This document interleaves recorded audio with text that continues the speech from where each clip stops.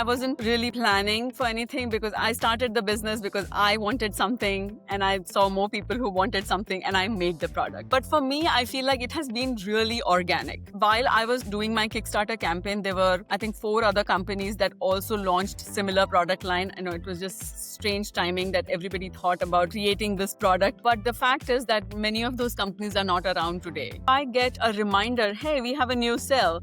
Then I do tend to kind of click on it, especially obviously if I have the app is because I like their brand. But it might not be on top of my mind always. But a lot of times the app developers don't understand the business, like the challenges that a business has. They just feel like, oh, we are providing this service, but there are so many small little things that are missing. Big thing that also helped us a lot was me being on the Kelly Clarkson show. I think that was like a huge, another one of those took us to the next level kind of moment because it was national recognition for the brand. If you believe that you have an idea that is something that people will actually be interested in, you have to give it a try, because if you don't try, you'll never know, because the fear cannot be a factor from you to try something new.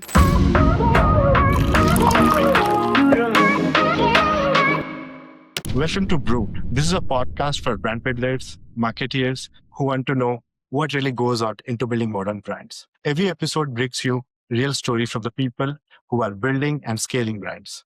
Today's guest is Jaya, a Washington-based entrepreneur. She's the founder and the CEO of Soaha USA, a mission-driven apparel brand making themed clothing for kids and adults. So welcome, Jaya, on the show. Thank you. Thank you for having me. I would love to understand what is your story, and then we want you to dive into the brand story.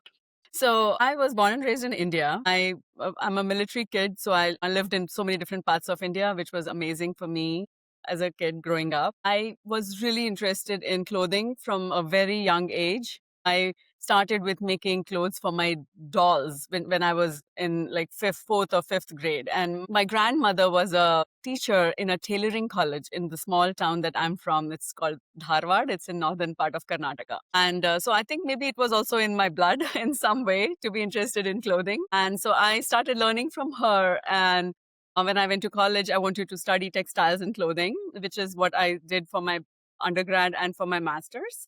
I did my master's in SNDT University in Mumbai. After I finished that, actually, I started working in the apparel industry. I was first in a manufacturing setup where we made denim clothing for kids, which was really exciting. I learned so much about the whole manufacturing process. And after that, I actually worked for an export house. So I knew how it is, when you're making clothes for exports. And then I worked in a retail setup. It was a retail chain that we started as an initial group of buyers and merchandisers called Globus. The stores are still there in India. So I was the kids wear buyer for that brand and for that store. After that, I decided I wanted to study more. I was really interested in academia. So I moved to the US and I went to University of Georgia, did my master's in fashion merchandising. And then because I wanted to be in academia, I wanted to get a PhD. So I went to Iowa State University, got a PhD in fashion merchandising, specifically for consumer behavior. And right after that, I started teaching fashion buying at a university in the Washington, DC area. It's called Marymount University. And I taught fashion buying and the math of fashion, like the business side of fashion, for 5 years. And at that point, I wanted to take a slight break because I had my kids. And then I joined the industry again because I realized that I did like working in the industry a lot more. And so I joined this company called Think Geek.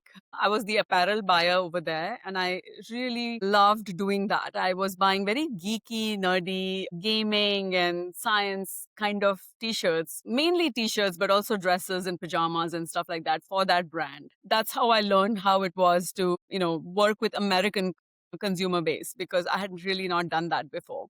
I did that for 2 years and then I really felt like this desire to just be at home with my kids for a little bit because they were so little. And so while I was doing that is where my brand story starts. Especially for the person who have been pursuing academia and then you move to a business setup, right? I read about a story where, you were looking STEM clothing for your kids. And that was a moment, you figured out like, okay, you cannot get the type of dresses you want for your kids. That was a kind of a aha moment for you.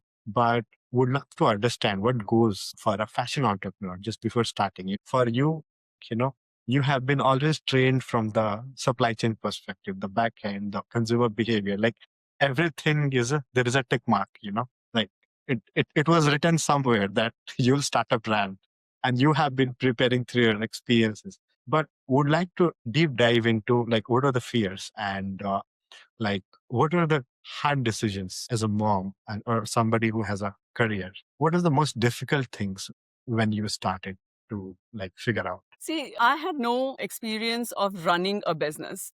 Believe me, this Swaha USA was not my first business venture. When I was still studying, I said, "Oh, let me try, bringing in some clothing from India and try to sell it." So I actually created a line and I brought it. It was nothing like it was just tops with some embroidery and work on it, but it did not do well. I thought it was pretty, but not everybody else thought the same way. So it failed. After that, I said, oh, let me try something else. And I did something else, and that also failed. So I feel like the biggest fear, obviously, is the fear of failure, right? And a lot of that is one of the main things that people don't want to venture into businesses for, because they feel like working for someone is the safe bet. You're going to get a salary at the end of the day, right? So that is, I think, one of the biggest thing. But for me, luckily, I felt like I had all the right background. I knew how manufacturing happens. I knew how importing something works. I knew what the customers want because of my experience at ThinkGeek. So I feel like all of those things kind of helped me get over that part of the fear, that at least I had the background and I had the knowledge. I would say that the second fear is the fear of investing so much of your money and then that money like not just going away, right? Because when you start a business, it does require some, financial, like, I don't know if everybody has that, right? Like not everybody has the money to invest. And I was also one of those people that I did not want to spend thousands and thousands of dollars and only to take a risk, because I'm a risk averse person. I try to do things when I know something is going to go well. So I think these are like all the fears that a lot of people have. And also just the fear, because I had that experience that just because I want something doesn't mean everybody else wants it.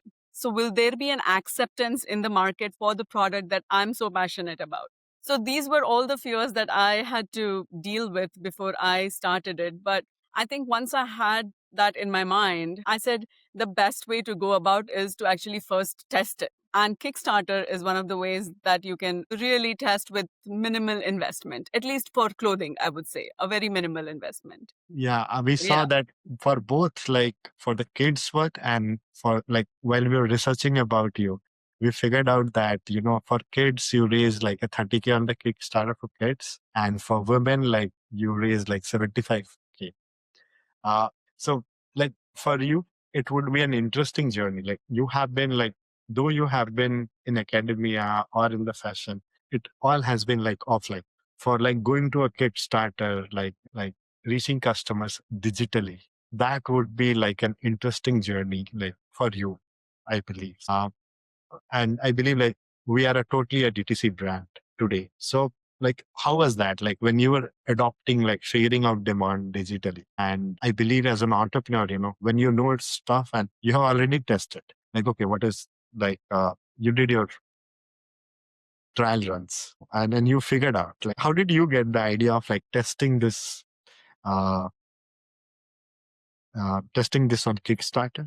And how was the journey like? That's a very good question. But thing is that not everybody thinks about Kickstarter, especially for clothing. Kickstarter, you see more like unique products and, things like that. But I had a few friends of mine, they were my colleagues in ThinkGeek, and they had just had an extremely successful, like they had raised over $1 million on Kickstarter with a product that they launched. And it was an extremely unique idea. And so that's where I thought that, okay, so Kickstarter is the great way for you to get money before you even have to produce anything, right? Because the biggest thing is that you produce hundreds of pieces of some product and then it doesn't sell, then what do you do with it, right? Then your money is stuck and you're stuck with the product that nobody wants. So when I came up with this idea, okay, when my daughter wanted to wear space themed clothing and I couldn't find it for her, I said, I can't be the only mother who's feeling this. Especially if you walk into a store, I think it's more so in the US than probably in India, is that when you walk into a store, you don't even have to look at the sign. You look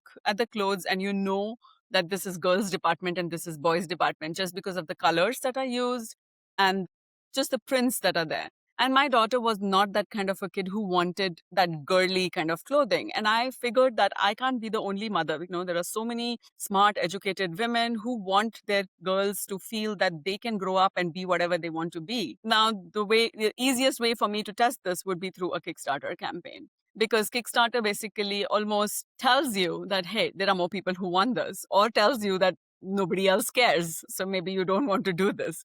So my investment at that time was very minimal because I started with just t-shirts. So getting 5 t-shirt samples printed at a local printer was not difficult. So I had a friend of mine who was a designer who made the designs. I had a friend who was a photographer who did the photo shoot and made the video. So, I kind of got all like my community involved in it. So I think I probably spent about $500.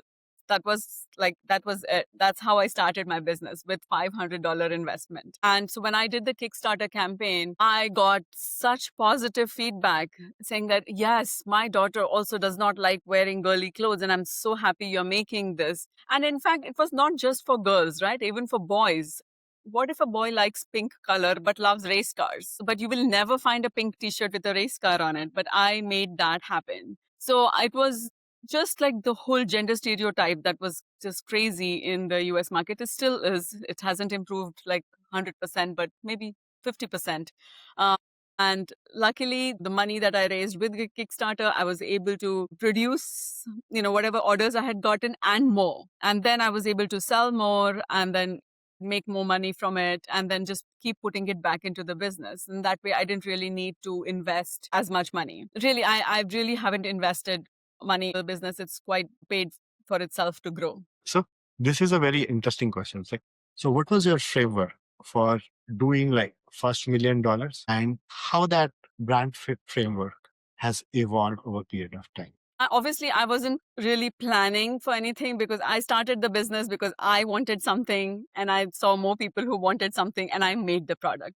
But for me, I feel like it has been really organic. The whole growth has been so organic because I started with 5 kids t-shirts, right? The next line I said, okay, there are kids who don't like wearing t-shirt and shorts. They like to wear, girls who want to wear dresses. So then I added this product line of girls' dresses. Then when I started making this, I had multiple customers reaching out to me saying, okay, I want to wear the same dress because I want my daughter to feel saying that, okay, my mother also likes dresses with dinosaurs on them. So that is so cool, right? So then I made a women's dress, line, which was the second Kickstarter.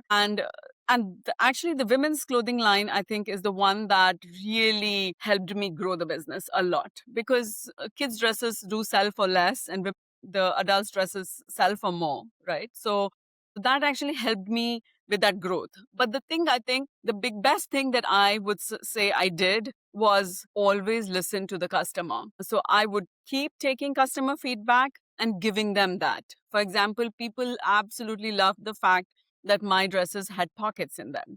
And the fact that they are sensory friendly, which means they don't have a tag, because a lot of people find the tags very irritating. They irritate the skin. A lot of people want to cut the tag and sometimes damage the fabric. So none of my dresses have like they have printed tags, which doesn't irritate the skin. And we don't have buttons, we don't have zippers. All those features basically make a garment extremely sensory friendly. So I think that I, from the very beginning, listened to the customer and gave them what they asked for. And I feel like that is what has been my growth factor, like one of the biggest things. And the second thing is that I think that, the knowledge that I have about apparel has definitely helped me because while I was doing my Kickstarter campaign, there were, I think, 4 other companies that also launched similar product line. I know it was just strange timing that everybody thought about creating this product, maybe because there was like a lot of girls in STEM movement going on at that time. But the fact is that many of those companies are not around today. And I am. And I feel like that is basically the fact that I had the knowledge. I was not just a mom wanting to make her daughter happy by making her an astronaut t shirt. So I think that having the right knowledge, listening to your customers, and then just being able to see where the world is going. For example, one of the biggest growth moments of my business, which I still clearly credit it a lot for the biggest jump in my business, was there was a huge movement that started called March for Science. Because the people who were into science got felt very worried the importance that science was getting because of a new government, new administration that had just come in, where science funding was being taken off, science was not being given importance. And so there was like this huge thing that happened. Like every big city in the US had a huge march for science. And at that time, it was the only time I would say where my shelves were empty, like empty. There was nothing left because we didn't know that this was going to happen. And everybody who was going for that march wanted to wear our dresses. And that is like one of the biggest jumps in my business. And after that, that's what helped us cross the $1 million mark. And there's been no looking back since then. How did people discover you? That's very important. Like, there was a moment which was happening, and on a daily basis, you deal with so many customers. So I understand, like, you take your customer feedback to build the product and the brand. What's the framework do you use? What do you recommend for other fashion co-founders? I would say one of the biggest ways that my customers do find out about my brand is, again, really organic. It's word of mouth. Because when you wear a dress that is bright and has unique design, people tend to ask you, where did you get that from? Believe it or not, a lot of my regular customers ask us for business cards to be shipped with their dresses to them so that they can hand it out to every person who stops them and asks them where they got the dress from. So that's like one of the biggest thing is word of mouth. Second thing, yes, we do have, I mean, not right now, but for some time we had a PR person who was helping us. So we would reach out to a lot of, small bloggers who would write about us. And then, of course, pitch our stories to places that we felt would resonate with our customer base, right? Like we got an article written about us in space.com, which really helped us. Same thing happened when there was the Mars rover, when it landed on Mars and we created a dress for it. It was written about in a lot of publications, our dress, because the design matched the design of the parachute that was used to land the Mars rover. So I think that those kind of, the PR is like one of the, obviously an important thing. I would say that we do try to partner with influencers on social media that, so we have like these steps that we try to follow is like, try to reach PR, try to see how we can collaborate with influencers on social media. Sometimes they want to design something for us, or sometimes they just want us to, want to wear our dresses because they love them so much that they want to share with their followers. And we have had some very, popular influencers just asking us, I love your dresses. I want to promote this to my customer base. And that kind of things also happen. Other than that, I would say that we do social media ads. So we set aside a budget for that. So we have ads on Facebook and Instagram, on TikTok and Reddit and all of these, and Google, everywhere. So we do all kinds of ads and we have a budget for that. We have done that more in the last, I would say, the company has been around for 10 years and we have started like actually focusing more on the paid marketing, I would say, in the last 4 to 5 years. Before that, it was mainly just PR and organic reach. And the second big thing that also helped us a lot was me being on the Kelly Clarkson show. I think that was like another one of those, took us to the next level kind of moment because it was national recognition for the brand. Yeah. So it seems like you have perfected the art of moment marketing. Like there are trends and like brand organically like able to capture that. And of course, like there has been a constant focus towards building those collaborations that organically amplifies the brand. We believe like DTC founder has a lot of things on the plate, which is like demand generation, SaaS vendors, then supply chain, then content creation. Like, how do you divide your time and focus? Plus, how do you like groom your team, like, or maintain a team? Like, It's not easy to find the perfect team, right? I have been through so many people who come and go, but I feel like when you find the right people, you want to keep them. You want to do everything that makes them never want to leave. So the one thing that I do is I delegate and I don't micromanage. Because those are the two things that in this day and age nobody likes. If you have given me a task to do, just trust that I'll get it done and leave that to that person, so leave that person alone.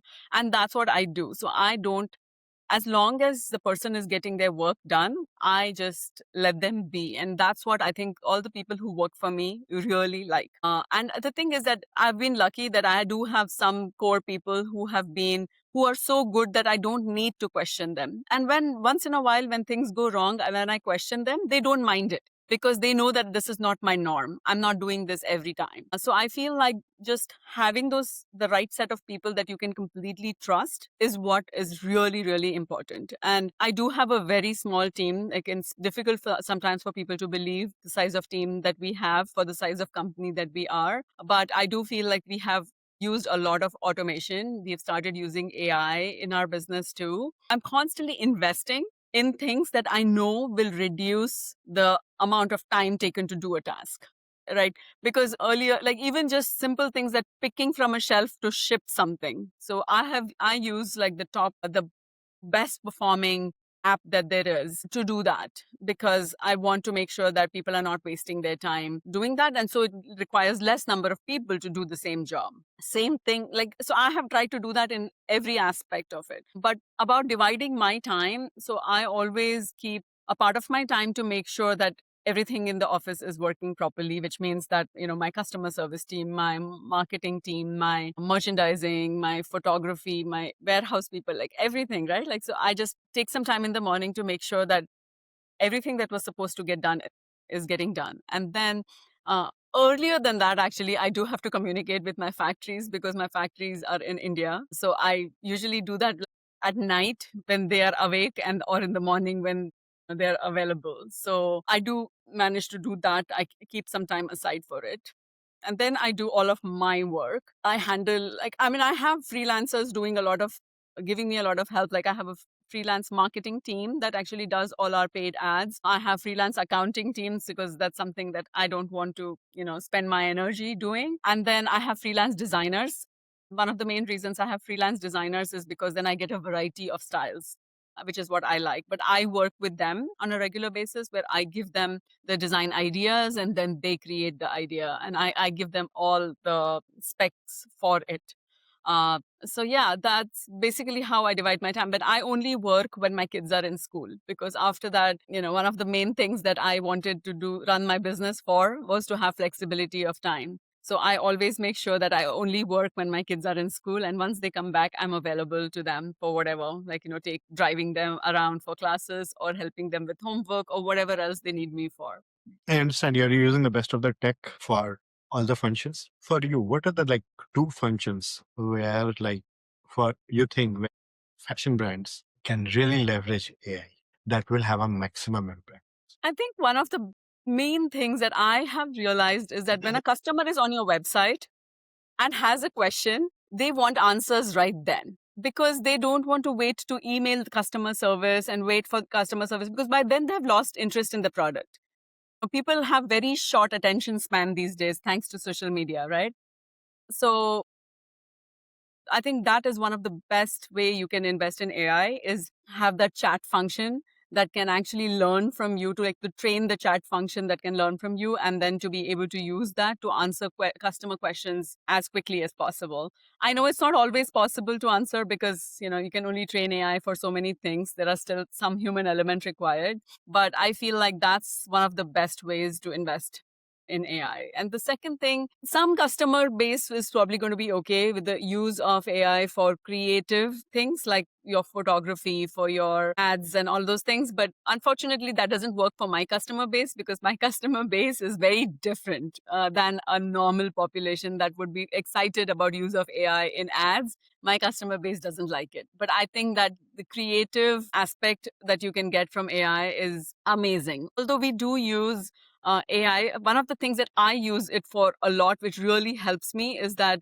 planning a week, of marketing, like planning what events are coming up that we should plan clothing for. Because, for me, for my brand specifically, like for example, Pi Day is a big deal for us, which is 14th of March, right? 3.14. So if I could use like AI to plan my entire calendar like that based on events so that I can make sure that I have a dress for that event for people to buy, those kind of things, the planning part of it, I use AI. And I think that that really, I mean, even if you don't have to plan according to events, just being able to uh, research and plan even your social media strategy, I think that AI is amazing for that. And it really is a time saver. Having a contextual conversation with the customer when they're on site. And second is marketing planning overall. Like it helps us gives us a starting point, which can be, which can be further perfected for themselves. One, this comes from like our personal interest. Tell us a surprising story or counterintuitive learning for app as a channel. So, I mean, the obvious thing is that when somebody is seeing that logo on their phone every time they open their phone, they are like, oh, I like this brand. Let me check it out, kind of thing, right? So, I think that that was one of the main things. We said that it basically helps build loyalty, which is what a lot of people get apps for. But the other thing is that I think that people spend so much time on their phones right now, and us being able to like just give them that little bit of nudge to go to our brand, we just realized how much more of that actually helps in making people open the, because I have 4 pages of apps on my phone. For me to get to the shopping app is probably not on the top my main screen, so I might not look at it. But if I get a reminder, hey, we have a new sale, then I do tend to kind of click on it. Especially obviously if I have the app is because I like their brand, but it might not be on top of my mind always. But that little bit of a nudge, and I feel like it makes people open it more, and then obviously take a look. And when you look, you kind of tend to, okay, let me make this purchase kind of thing.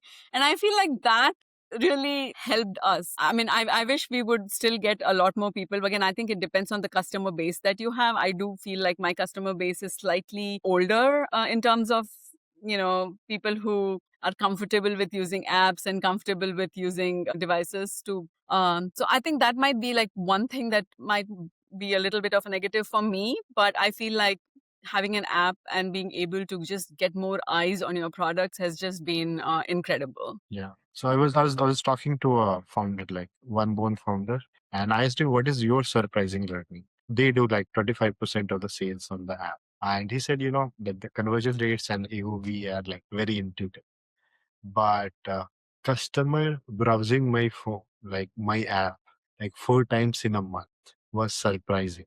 Like, why would they do it? And it is just that they love the brand and they want to be like update with this. What's the new collection that has been launched? What's going on? And for them, that was kind of surprising. Yeah. I mean, that's what I'm saying. Like, even just sending them that tiny little reminder that we have something new that has launched makes them just open it.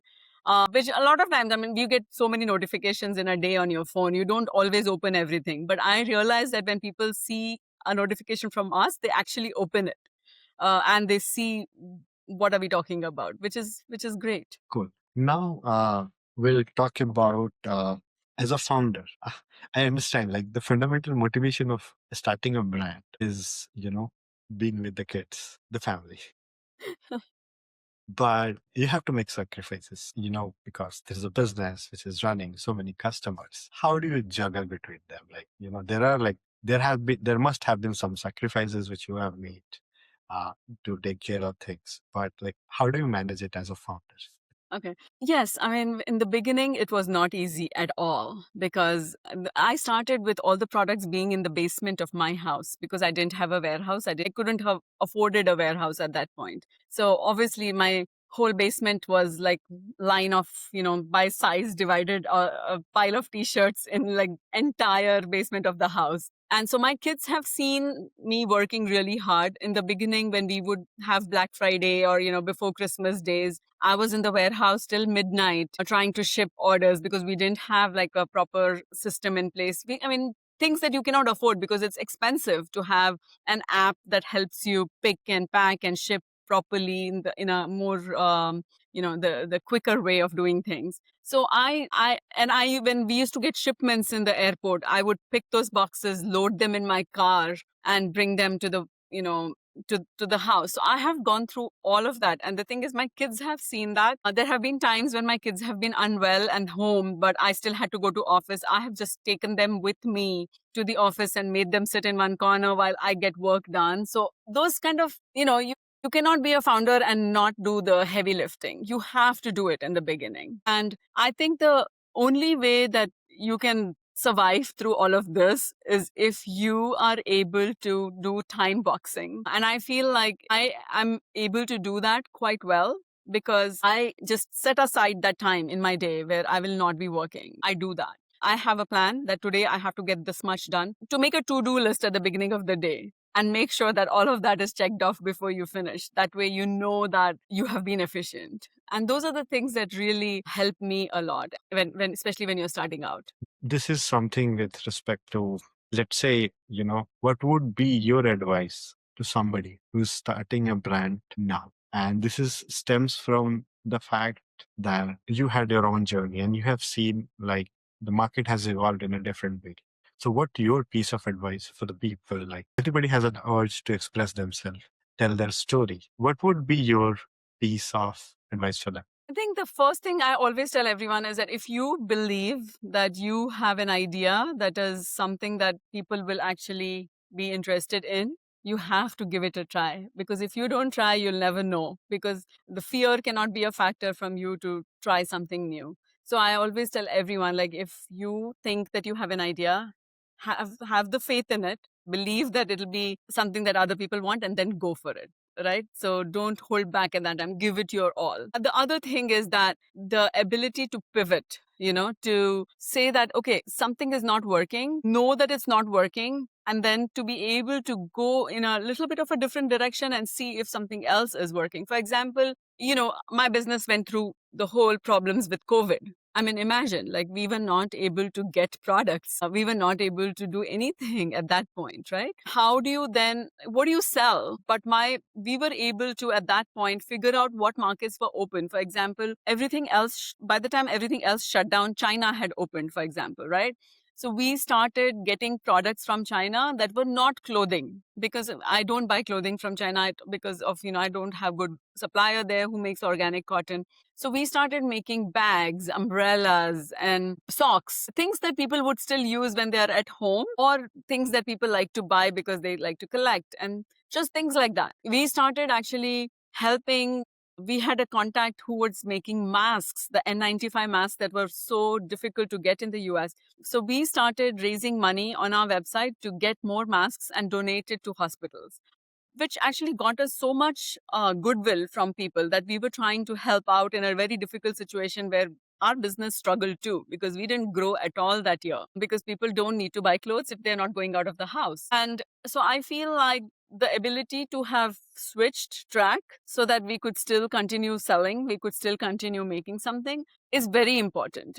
You cannot be stuck in your thoughts. You have to be very open to new ideas and to changes that might make you more successful. Every founder has some other brands which they appreciate. Let's say, any two founders which comes top of your mind, two brands, where you think, those are the people, you should talk to. These are really, you think are really cool. Yeah. So there's one founder. Her name is Bloggy Lattes. I think that if you want to learn how to do social media well, you have to learn from that founder.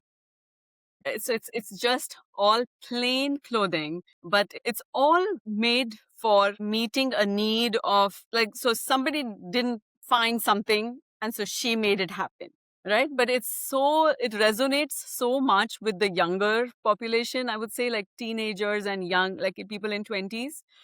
They just absolutely love her products. And so I think that's like, I have never tried the product, but I would say she is a social media marketing guru. I mean, it's amazing how well they do that. So I admire that a lot. When it comes to clothing and the ability to I obviously this is a much larger company, but it's called Bowden USA, and I think it's a UK based company. But and the founder of that is Johnny Bowden, I think. And I think that the way they present their clothes on their website, the way the prints, the quality, they do everything right, is what I feel like. So those are the two people I really admire, and I constantly look up to them for like, okay, what else can I learn from them? Got it. So yeah, this is very insightful. We'll study them. We'll try to bring them on our podcast. Uh, your piece of advice for the SaaS vendors out there, like how should they kind of like approach brand? So what is one trait that you would like every tech founder or like tech companies to have who are catering to the brands? Yeah, I think that there are so many apps that we use. As a Shopify platform is built that way that you end up having to use a lot of apps to meet your needs. But I feel that a lot of times the app developers don't understand the business, like the challenges that a business has. They just feel like, oh, we are providing the service, but there are so many small little things that are missing. So I feel that as a tech person who wants to develop apps for a website, I think it's very important to work or talk to a person who actually runs the business to understand the pain points, see all the possible scenarios that can come up. And I know that it's different business to business. It's different even based on the category of the business, right? But if you're focused on, let's say, an apparel brand, then I think it's very important to understand the pain points. And I feel like a lot of times the apps that we use, we always feel like, oh, I wish this app also did this because it would make life easier, but it doesn't. So I feel like that is what is missing. And so often feel like I should just get someone to develop an app for me that'll take care of all these issues. So I feel like to partner with a real company to develop something is very important, because then you're going to be successful because you're really addressing all the pain points. Got it. Got it. So it's more about like having a business understanding that marries with the tech Yeah. acumen. Thank you for your time. And it is my like third podcast. So we kind of like fashion is the hardest category. And we have seen a lot of success in an app in like a lot of places, like in US, in India, like we are seeing a lot of outcome. So we wanted to just speak with them, understand more, go deeper, and see what we can learn. So anyways, like thanks a lot.